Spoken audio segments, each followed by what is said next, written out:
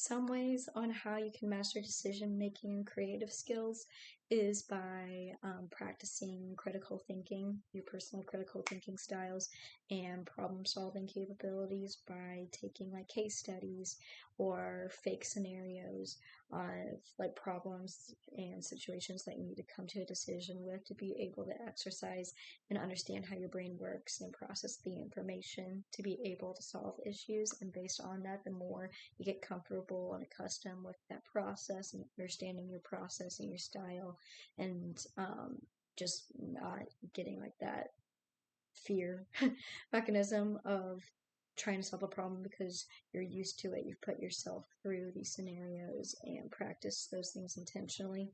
This can help you master good critical thinking and problem solving skills.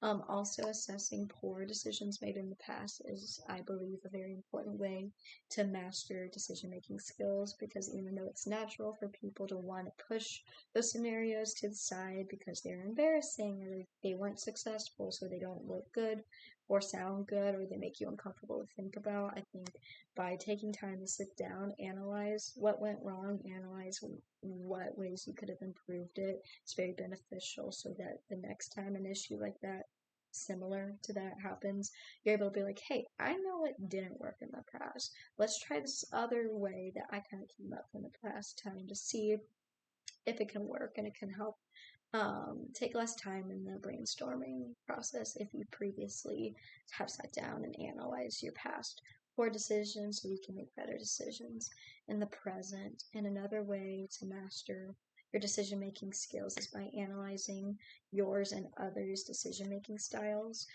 In the textbook, we went over 4 different styles. There was the directive style, the analytical style, the conceptual style, and the behavioral style. And they are all very different styles, but they all can get to and solve decision like not one is a bad way to go about it. They're just very different. So each of them has the capability of making decisions. But for instance, if I have more of a behavioral style where I'm very empathetic and people oriented and kind of just more gentle in a way, but then there's that directive style I'm trying to work with. It's like my way or the highway because I have these really good ideas, but I just really think if we execute it exactly in this way, that's the only way it's going to work.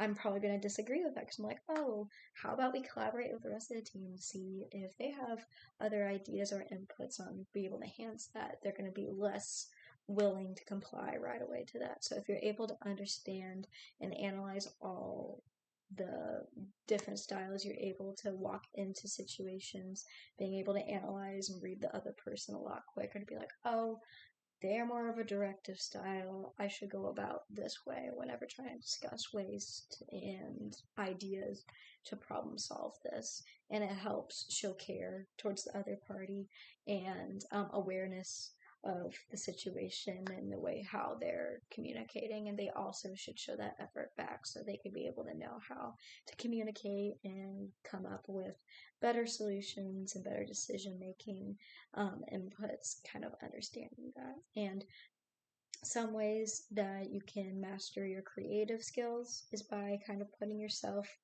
kind of enhancing your personal factors and your situational factors. The personal factors, as defined in the textbook, was more of a analyzing like your personal drive, your motivation to seek creative decisions because it does take time to think outside the box instead of just turning into some just like these are the ways that things have been decided in the past. Let's just go with it. Not all situations are going to be able to require the same in past decision making. Sometimes it's going to take some creativity, thinking out of the box, doing things that you haven't done in the past to be able to solve an issue. And if you're willing and have the motivation, the drive, the personal drive to be able to do that, it's a lot easier. And if you don't have that, being able to cultivate that and create that desire can be very beneficial. And I believe some ways to be able to do that is kind of changing your perspective on creativity and find ways to make it fun and more enjoyable. And yeah, so I believe that's very important. And then for the situation factor, it's more of like not just you personally wanting to, but the company encouraging it as well. And these can be found in very like high priority, high efficient workplaces that have like personally chosen employees that are aligned with the mission and are all on the same page about working towards this goal.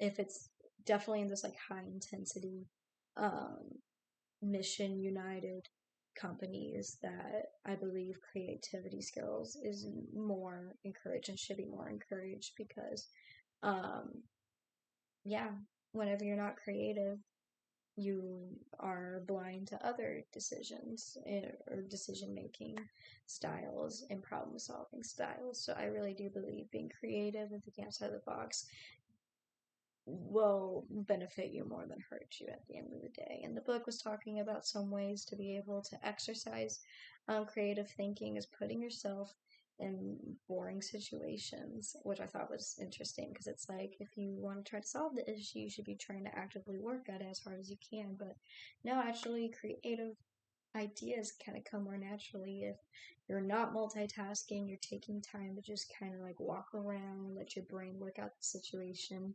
and upon that, some of the most creative solutions and decision making things come into fruition. So, from that point, if you allow yourself to have space to be able to engage in those situations and communicate that to others and try to get on the same page about that in a professional setting, I believe you're on the right track to mastering those creative skills.